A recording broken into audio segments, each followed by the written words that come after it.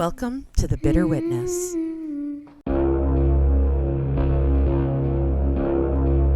Don't be scared. Hello, I'm Rebecca. I'm your host for The Bitter Witness. Thank you for joining us for our second episode. I would like to say thank you to everyone who downloaded and listened to our first episode. I've received tons of positive feedback from people, so I guess we'll keep going. I've gotten myself a new microphone. We're going to try that out this week, so send me an email at thebitterwitness@gmail.com to let me know how it sounds.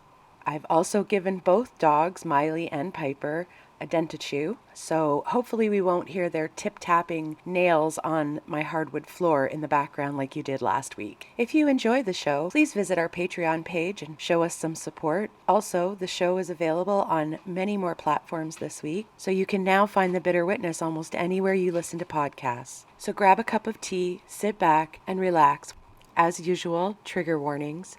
This was a brutal, horrific, violent crime. Let's get into the story for this week.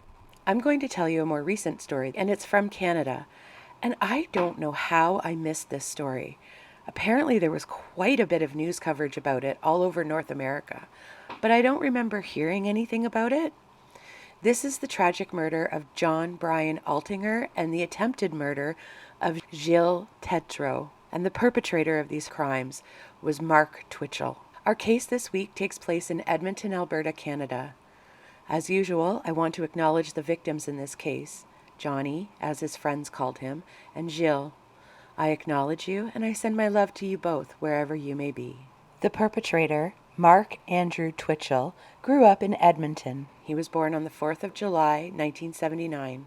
He had an interest in film and graduated from the Northern Alberta Institute of Technology with a bachelor's degree in radio and television arts in 2000. According to the Edmonton Journal, he made a fan film called Star Wars: Secrets of the Rebellion that generated some buzz online. However, the film was never released. Twitchell also apparently ran a Facebook page that was dedicated to the television show Dexter. A woman who met Twitchell through his Dexter Facebook page testified later in court that she and Twitchell sent many messages back and forth that pertained to their shared love of the show. To give you a small glimpse into the mind of Mark Twitchell, in one message, Twitchell stated, "We all have a dark side, some darker than others. And you're not the only one to relate to Dexter. It sometimes scares me how much I relate." Our first victim, Gilles Tetreault, was 33 years old in 2008. He was recently separated and had just moved to Edmonton. At the time of the attack, he was working at a casino and trying to enjoy being newly single. But he was having a hard time meeting people, so he decided to try online dating. He made a profile and then began chatting with people. Eventually, he met Sheena, a beautiful blonde woman who seemed to be interested in him. The two conversed back and forth for 4 days. They decided to go out for dinner and a movie that Friday night. Gilles stated that he had some reservations about the date. He was nervous, but in the end, he decided to take a chance and go for it. The directions that Sheena gave Gilles were strange, but Sheena explained that she didn't want to give out her street address for safety reasons. I'm going to read you the directions that Gilles received from Sheena that night. So, okay, Friday. If you're coming from the north on Grote, get on Calgary Trail, and when you get to the south side and jump on White Mud, then go south on 50th Street. Take a right on 40th Avenue, and after a block or two, take the very first right into the alley. It's marked by a yellow crosswalk sign, so pay attention. Then go left and pull into the only driveway on your left that isn't paved. LOL. Seriously, who ever heard of a driveway that looks like the Amazon? Whatever, it won't swallow your car, I promise. There's some garbage up against the fence, like an old couch and such, but it might be gone by Friday, who knows? Like I said, the garage door will be open for you a touch. Don't worry about neighbors thinking you're a burglar. Everyone knows there's nothing valuable in there. Except my car, of course. See you then. Yeah, first visible back door coming out of the garage, knock away. There's certainly no other driveways along our alley like this one, and the half-open car door is a dead giveaway. LOL. See you 7 on Friday. Sheena. Gilles was a little apprehensive because the directions seemed strange, but he had decided to take a chance and go for the date. When Gilles arrived at the garage, the moment he entered, a man grabbed him from behind in a bear hug and hit him in the chest with a stun baton. As the electricity from the stun gun ran through his body, Gilles' brain started racing. What's happening? What's going on? Gilles was able to turn himself around, only to see a large man wearing a hockey mask painted black with a diagonal gold stripe across the front. The only part of the man's face Gilles could see was his mouth and teeth, as the jaw area of the mask had been cut away. Instinctively, Gilles grabbed the man's arm that was holding the stun gun and tried to push it as far away from his body as he could. When he pushed the man's arm away, Gilles started to run for the door, but the man stepped in front of him, cutting him off. Now there was a gun in the attacker's hand. The man told Gilles to get down on the ground and put his head down. Then the man instructed Gilles to put his hands behind his back and not to move. Gilles obeyed the man in the mask and laid down on the floor, but he kept trying to look up just to get some bearing of what was going to happen to him. But when Gilles would lift his head, the man would yell at him to put his head down. The man covered Gilles' eyes with duct tape. Now Gilles was laying on the floor of a garage and couldn't see a thing. Gilles told the man, "Take my wallet. Take whatever you want." The man in the mask replied, "If you cooperate, this will only be a standard robbery." Gilles did as he was told and lay perfectly still. His mind was racing. This man is going to kill me. My family will never know what happened to me. His thoughts were interrupted by jingling sounds coming from somewhere in the garage. Gilles thought to himself, "Oh God, he's going to rape me." He heard the jingling sound again. Gilles had a sudden thought penetrate through all the terrifying ones that were racing through his brain. I can't do this. I have to fight back. I'd rather die my way than his way. With that thought, Gilles ripped the duct tape off his eyes and jumped up. The sudden movements of Gilles gave the attacker a start. He started yelling at Gilles, "Get back down on the ground. Get down." The man turned the gun towards Gilles again, threatening to shoot him. Gilles' brain was telling him, "Grab the barrel of the gun. Grab the barrel. You can do this." He leapt towards his attacker with his hand out, headed for the gun. Gilles grabbed the barrel of the gun. Everything stopped. Gilles' eyes grew wide. He stared at his attacker, and then back at the gun they were both holding. It was a fake gun. With the realization that the gun was fake, adrenaline surged through Gilles' body. Suddenly, hope returned. He was going to get out alive. He just needed to fight. Gilles took the gun from the man's hands and tossed it to the corner of the garage. As he was tossing the gun, he noticed a pair of handcuffs on the floor that the man must have dropped when Gilles had jumped to his feet. Gilles grabbed the handcuffs and wrapped them around his fist like a set of brass knuckles. His attacker was yelling at him, "Put those down." Gilles took a good look at the man in front of him, sizing him up for the best way to put him down and escape. Gilles figured that the handcuffs would do nothing against the hockey mask, so he threw them in the direction of where he had tossed the toy gun. The two men came together, grabbing each other's arms and shuffling around the cement floor of the garage. Gilles was trying to punch his attacker in the head, but that damn mask wouldn't budge.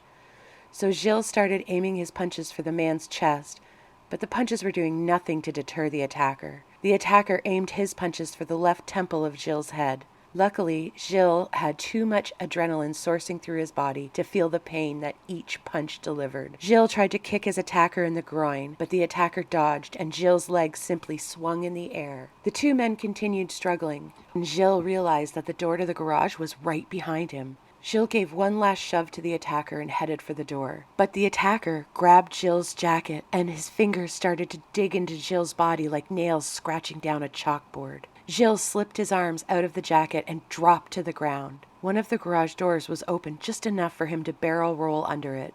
Gilles started grabbing at the gravel in the tiny driveway, trying to get purchase on something to help him get to his feet, but his body was not working the way it should. He was weak. He was struggling. He kept grabbing at anything that was on the ground. When out of the corner of his eye, he saw the attacker duck under the garage door and start heading towards him.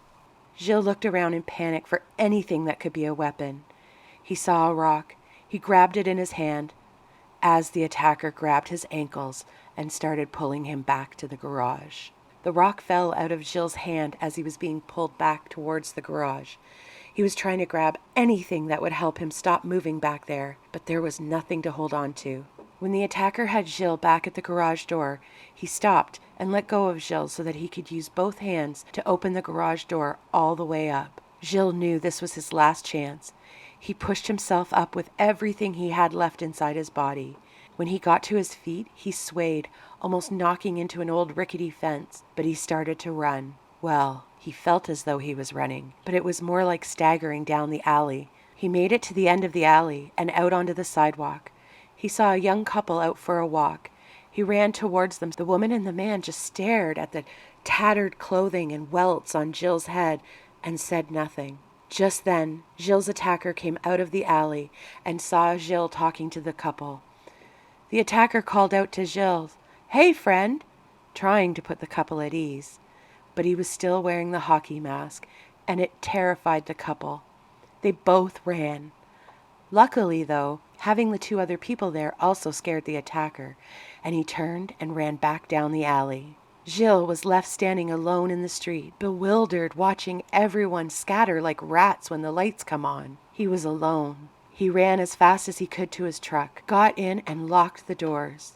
He turned the key and took off. Gilles didn't know at this time, but he had just survived Mark Twitchell's first attempt at killing a man. Gilles never called the police. He was too embarrassed from being so naive. As well, when he checked on Plenty of Fish for Sheena, every trace of her was gone, deleted. All the messages setting up the date, the sketchy instructions, even her profile, all gone. With his first kill a failure, Twitchell went back to Plenty of Fish to find a new victim. Johnny Altinger was born on April 28th of 1970. His brother Gary was 7 years older. When Gary was young, he told his mother, Elfriede, that he wanted a baby Johnny.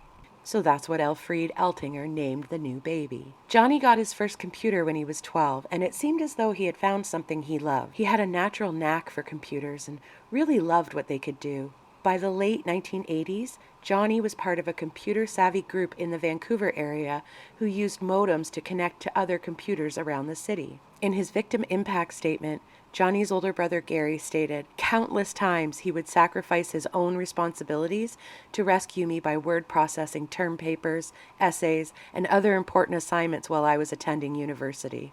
In the modem computer community that Johnny belonged to, his screen name was Ultra Magnus, after his favorite Transformer. A man after my own heart, I would have been Blaster. That was my favorite Transformer.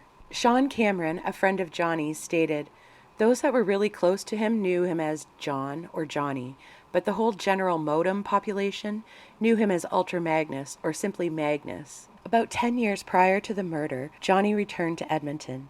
He was working as an oil field pipe inspector at a company named Argus Machine. He worked the night shift in quality control, checking machined parts. According to friends and family, Johnny seemed to be in a good place in his life. He owned a small condo that was located just a short drive to his work. He was tall, with wispy hair and glasses. He had a warm grin and gentle eyes. His friends and family described Johnny as quiet, affectionate, and giving. Johnny loved motorcycles, almost as much as he loved computers as a kid. He owned two, a Honda 500cc and a Yamaha 1200cc sport touring bike. According to friends and family, he always kept his motorcycle helmet and jacket ready to go on a moment's notice. The bikes were his babies. If he was going to be out of town, he'd carefully cover the touring bike and at times even have a friend babysit it. Johnny met a girl named Deb on one of the dating sites. The two met for coffee, and although the two had a lot in common, they decided it would be best to just be friends. During their friendship, when Johnny heard that Deb's mother had passed away, he insisted on driving across town to comfort her. He brought her a homemade pumpkin pie and pestered her until she agreed to take a fast ride on one of his bikes. When they got off the bike, Johnny teased Deb for squeezing him too tight during the ride. Deb would later state about Johnny, he loved to get people to open their minds and think outside the box. He was a positive, upbeat person who tried to get people to turn their negative thoughts to positive thoughts. In his 30s, Johnny started taking an interest in spirituality and metaphysics. He enjoyed attending spiritual talks around the city. Deb would sometimes join Johnny at these talks. Deb stated that the pair would walk out of a meeting laughing if the topics had ventured into weird territory. but still Johnny had his own resolute beliefs. Deb testified in court that Johnny believed in reincarnation. She said, knowing that of Johnny, it brings her some comfort now.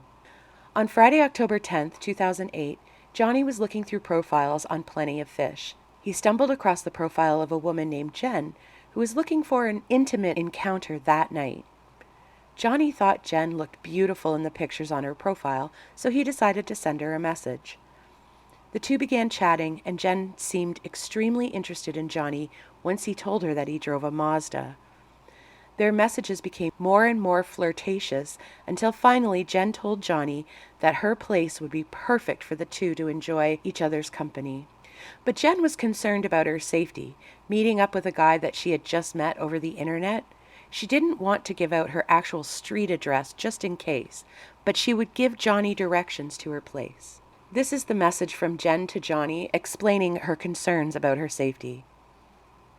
Although this sounds exciting, I have to make sure you're not some kind of weirdo, and so far you seem fairly well put together, but anyone can lie online, right?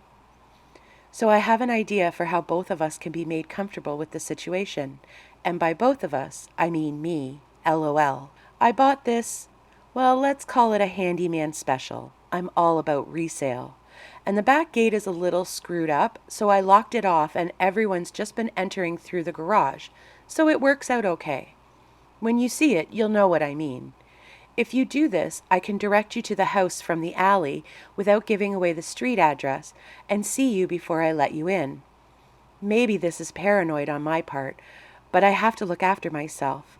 My first instincts about people are never wrong, and I know to trust them.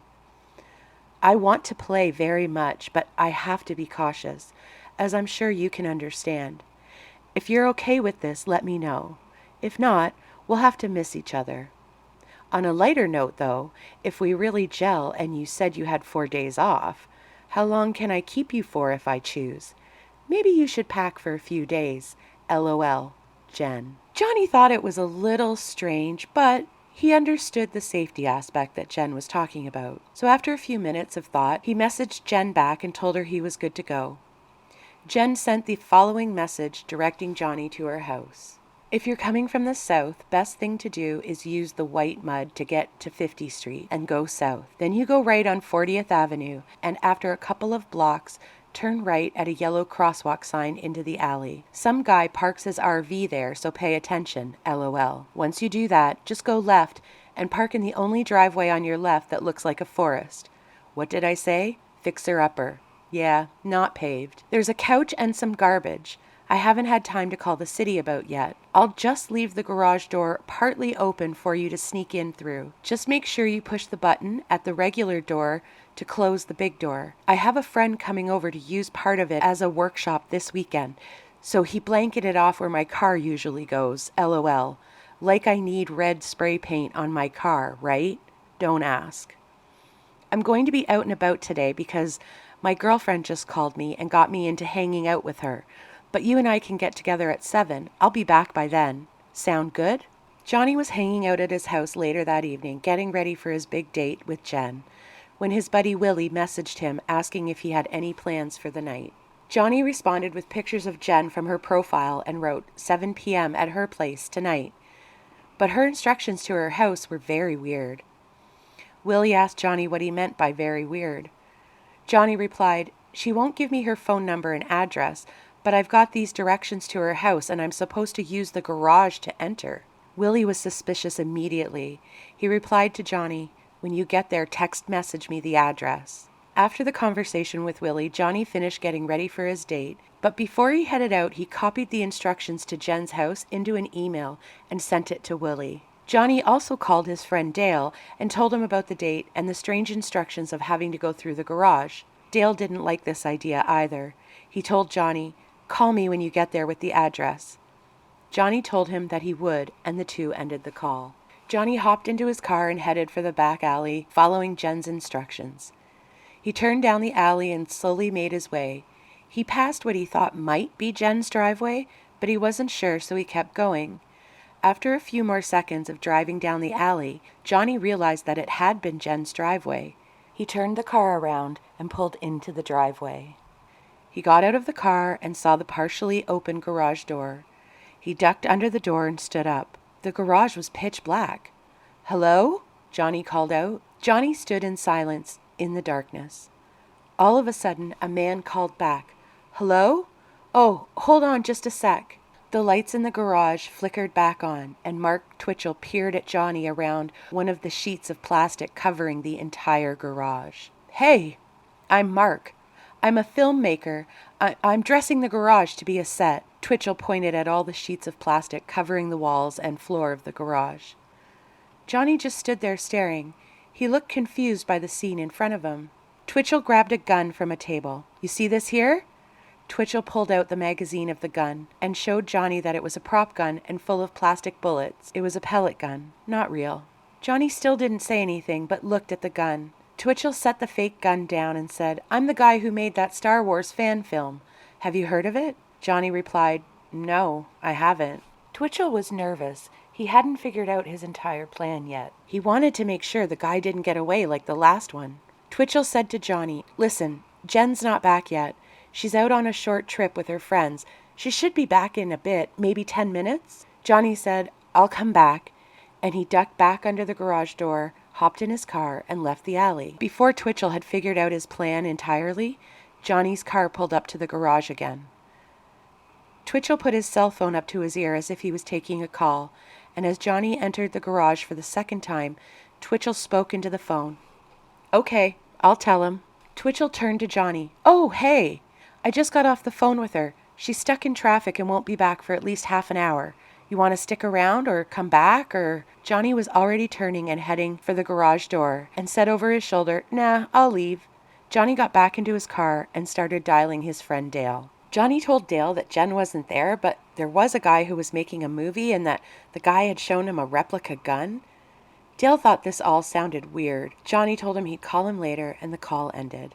About 20 minutes after Johnny got back home, Jen messaged him, profusely apologizing and informing him that she was home now and wondered if he still wanted to come over, or if he would rather they try again on another night. Johnny thought about it and decided to head back over. Before he left his house, he sent a quick email to Dale.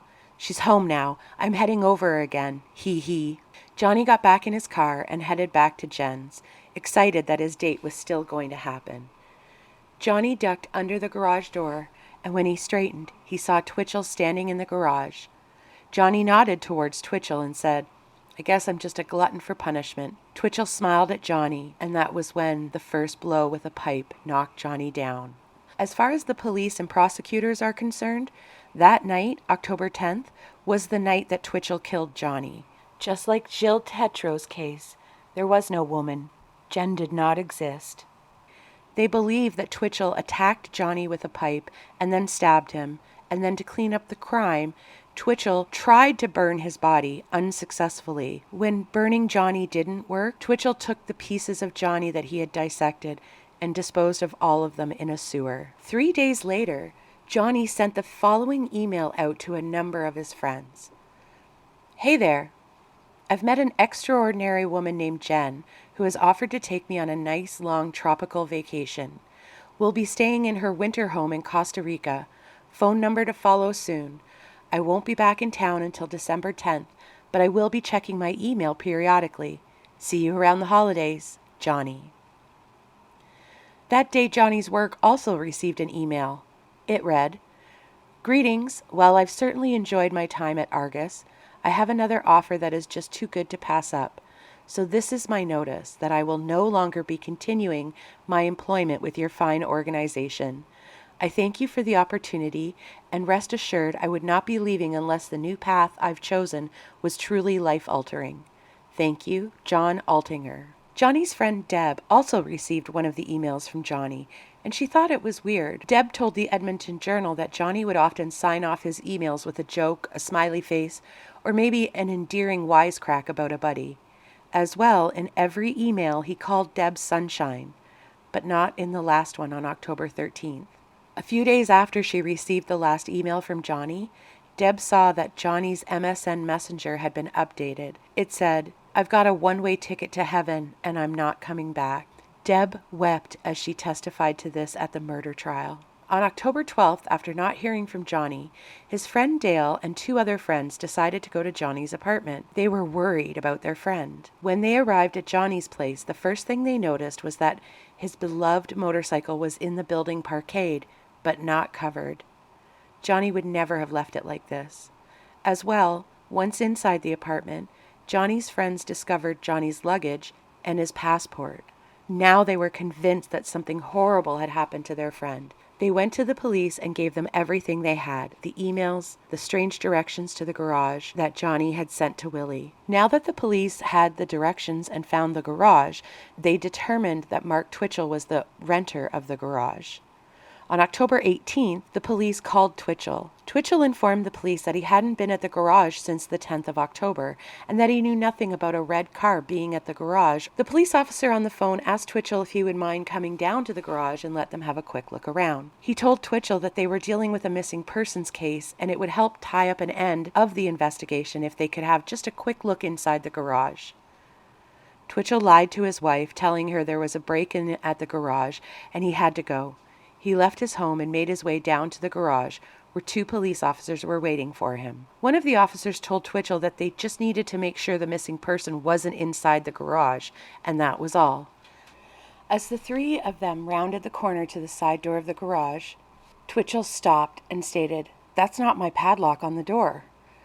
The police officer looked at the lock and realized that someone had put the padlock on the door from the outside, so the screws were accessible. He pulled a utility knife from his belt and began unscrewing the lock from the door. Once the padlock was off the door, Twitchell took out his key and unlocked the deadbolt and opened the door. I have to tell you now, the perpetrator of this crime, Mark Twitchell, could maybe take the prize of the stupidest criminal I have ever heard about in my life. When the door opened, there was a wave of gasoline fumes that slammed into the officers. Twitchell started to enter the garage, but one of the police officers told him to stay back and let them enter first. As they entered the garage, there was a distinct smell of burning. They saw an oil drum with scorch marks down the side. They found a scene out of a horror movie. Plastic sheets were covering everything, the walls, the floor. A metal table was covered in blood splatter, and there was a barrage of cleaning supplies on that same table. And beside those cleaning supplies was a receipt with the date of October 15th. So whoever broke into the garage, according to Twitchell that is, came on October 15th. They broke in to clean. The officers backed out of the garage and closed the door. One of the officers took Twitchell back to the cruiser. He asked Twitchell to produce his MasterCard. Twitchell was stunned. The officer demanded to see his MasterCard. The officer compared the last 4 digits of Twitchell's card and the 4 digits on the receipt for the cleaning supplies. They were the same. Twitchell was taken to the station for questioning. He clarified to Detective Tabler, I hope it's Tabler, and I apologize if it's Tabler, but I'm going to go with Tabler, that he had been mistaken when he informed the previous officers that his last time at the garage was October 10th. He meant to say October 15th. He also told Tabler that the blood inside the garage wasn't real. It was fake blood, used in his movie shoot. Just corn syrup and food coloring, he stated. Sticky as hell. Tabler asked Twitchell if he had ever heard the name John Altinger. Twitchell stated he had never heard that name before, and that also, no one by that name ever worked as an actor for any of his films, nor had he ever heard of a woman named Jen. The police had to let Twitchell go that night, but they had their suspicions about him. They tried a direct approach to get back into the garage. They simply asked him if they could go in and take a look around. At first, Twitchell was hesitant to let them in, but he eventually agreed. All he had to do was sign a consent form stating that he was allowing the police in to search the garage. The detectives arranged for an officer to meet Twitchell at a 7-Eleven to get his signature on the consent form. Twitchell met the officer to sign the consent form. He walks over to the police cruiser and, acting all polite and cordial and making small talk, the officer hands him the form, and as Twitchell is signing the form, he says, "You know, I forgot to mention something when I was speaking with the police officer the other day.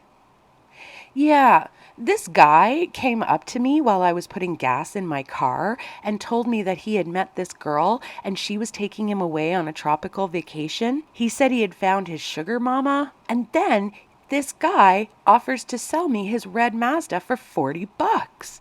That's almost verbatim to the email that Johnny sent out 3 days after he disappeared. The police officer was literally staring at Twitchell. Like, are you fucking kidding me? He asked Twitchell to describe the man who gave him this amazing deal for a Mazda, and Twitchell described Johnny to a T. Then Twitchell told the officer that he was pretty sure the guy's name was Mark. The officer asked Twitchell where the car was currently.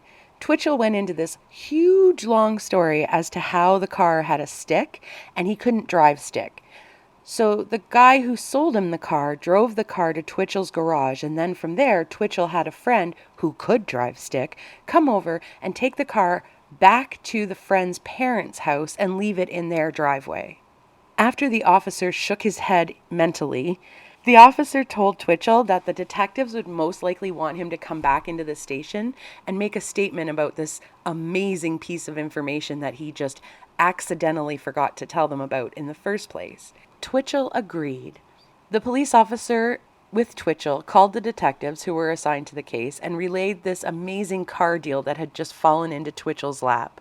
Detective Anstey, I hope I'm saying that right, took the call from the officer. He got off the phone and relayed the information to his partner, Detective Clark. Clark's mouth hung open, and he claimed, "Holy fuck, he killed the guy." The two detectives stared at each other for a moment, and then Clark said, Okay. Maybe he didn't kill him, but who the fuck buys a car off a guy for $40? How much is that car worth? Anstey shrugged and informed Clark that the Mazda was probably worth between $6,000 and $10,000, but not $40. The detectives instructed the officer to have Twitchell drive his own car to headquarters so they could speak with him about the new information that Twitchell had just admitted to. The police knew he was involved, but they had no evidence to arrest him with, and they still hadn't found Johnny. Twitchell arrived at the station, entered the interrogation room, and waited with his arm draped over the back of the small sofa, like he was just hanging out with friends. Not a care in the world. He thought he was so much smarter than the police. I think he loved this little game that he had created, and I think in his mind he thought he was winning. I have not included Twitchell's friend's name here because his friend is completely innocent in this. Twitchell told him the same story that he told the police, that some stranger came and offered to sell him the Mazda for $40. While Twitchell sat smugly inside the interrogation room, a forensics team went to Twitchell's friend's house and began inspecting the red car that Twitchell bought for $40. Once they ran the plates, they knew it was Johnny's car. They towed Johnny's car back to the lab so they could go over it with a fine-tooth comb. Twitchell wrote out a new statement for the detectives, one that now included the amazing deal he got on the car. It also included the fact that there was a new padlock that he didn't place on the door to the garage. I'm going to read you part of his statement. "It seems that whoever broke into my car on the 8th used all of the information they stole to use my location and personal property for who knows what. I am alarmed that unknown persons know where I live and may be entering premises that I'm supposed to be in control of. I don't know if the person who sold me the car is involved, but looking back, it certainly feels that way, and I have to wonder if I'm being targeted or if it's a nasty coincidence." At the same time that this interview was happening with Twitchell, on the other side of town in another police interrogation room, Twitchell's friend was being questioned by a different detective. He remembered that it was October 17th when Twitchell got this amazing deal on the car. The friend told the detective that he helped Twitchell on his last film shoot inside the garage, and that the script, which Twitchell had written, was about a serial killer who murdered cheating husbands by torturing them and then stabbing them to death and then burning their bodies inside an oil barrel, just like the one that was inside the garage with scorch marks on it, but that they hadn't used that barrel during the shoot. The friend also informed the police that Twitchell had asked him to be a character reference to purchase a gun. and the friend had given the RCMP a positive reference for Twitchell, so it was safe to assume that Twitchell had been approved for the purchase of a gun. So for those of you who don't know, here in Canada, you need to go through a very large vetting and licensing process to be allowed to purchase certain types of guns. This character reference is part of that process. Back in the interrogation room where Twitchell was, Detective Clark came back into the room and after a short break informed Twitchell that they knew he was involved. Twitchell stared, stunned and in utter disbelief at Clark. That interrogation went on for a few more hours with Clark. Clark tried every tactic he knew to get Twitchell to confess, but after several hours, Twitchell asked for a lawyer, and the interrogation was over. Clark walked Twitchell to the front door of the station. When the two men got outside, Clark leaned over to Twitchell and said, "I know you did this. I'm going to get you for this." Twitchell just sort of looked at Clark. Then Clark, with what I'm sure was a wonderful grin, nodded towards Twitchell's car and said, "Is that your car?" Twitchell said, "Yeah." Clark then looked at Twitchell with, I'm sure, that same smile and said, "I'm seizing your car." Twitchell was not impressed and wondered how they were able to seize his car, but he just admitted to buying Johnny's car for $40 and that he had the keys to Johnny's car in his own car. That opened the door for them to take his car. Twitchell was not impressed and he skulked off on foot away from the police station. While processing the car, the police found Johnny's blood inside the trunk. The police then got a search warrant for Twitchell's home, where they confiscated his laptop. On his laptop was a sort of online journal. Well, I'm going to call it a journal. Some have said script, others have said journal, but I've read the entire thing, and it was a personal journal that chronicled everything this piece of shit did to Johnny. The journal was entitled SK Confessions. Now, to this day, Twitchell states that SK stood for Stephen King because that was his favorite author, but the police believe, and I do too, that SK stands for serial killer. I'm not going to read you anything out of this journal, out of respect for Johnny and his family members, because this journal is horrific. And after reading it, I wholeheartedly believe that Twitchell wrote every single thing he did to Johnny inside that journal. But I don't suggest reading it. All you need to know is that Twitchell is both an idiot and an absolute monster. They were ready to arrest him, and I have to say, I absolutely love what they did here. As we know, Twitchell was a wannabe filmmaker. So the police had an officer go undercover and contact Twitchell and offer to invest in his new movie.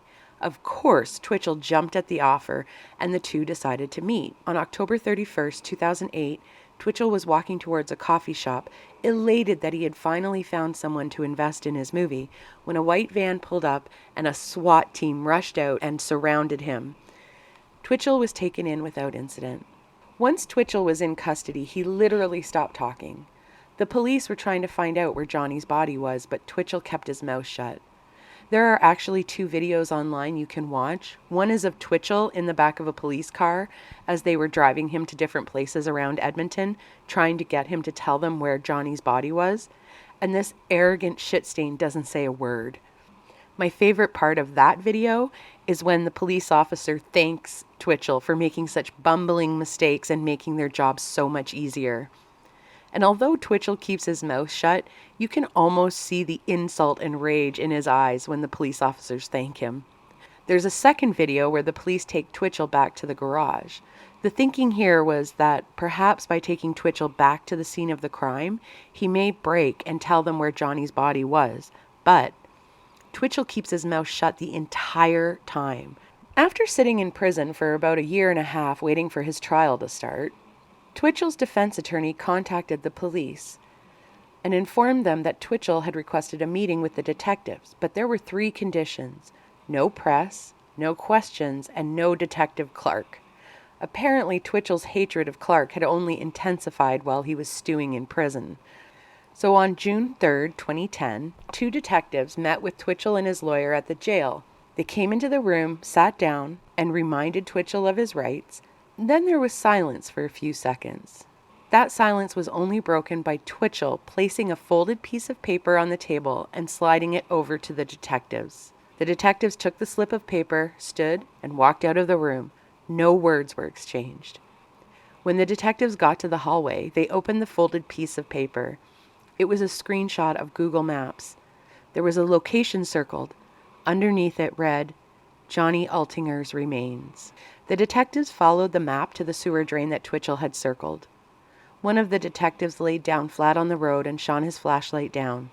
He could see 2 lumps at the very bottom. It was too late in the day, and there was no way to get a crew out to the location that night. So they taped off the area and had a patrol officer guard the drain for the night. The next day, the partial remains of Johnny Altinger were recovered from the sewer. Twitchell was found guilty of first-degree murder. In Canada, that carries a mandatory sentence of life with no chance of parole for 25 years.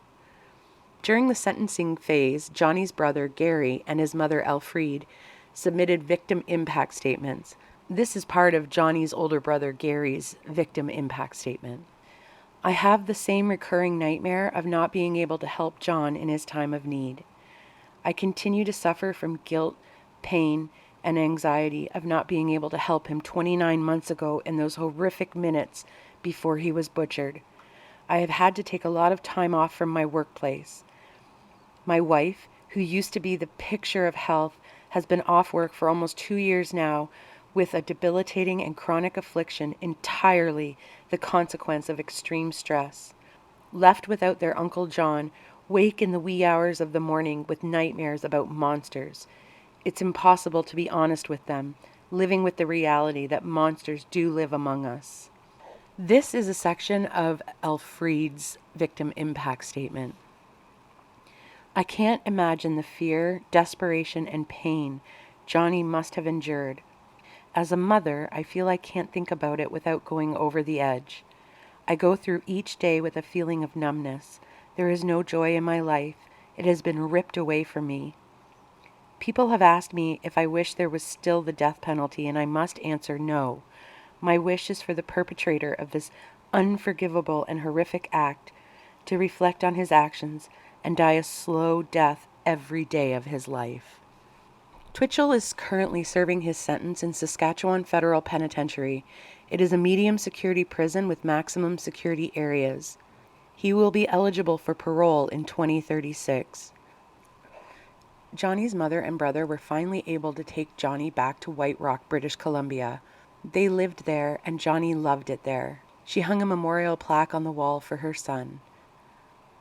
Johnny left us some valuable lessons. If you are meeting someone for the first time, tell someone where you're going. If Johnny hadn't sent Willie those directions, Twitchell would have killed more people. In this way, Johnny is a hero. He saved future victims of Twitchells. His second lesson, trust your gut. If something feels weird or not right, walk away or call someone to come and get you. And Johnny's final lesson, be kind and love life. That was an absolutely heart-wrenching story, and I can't believe I never heard anything about it before now. Thank you for joining me for this week's story.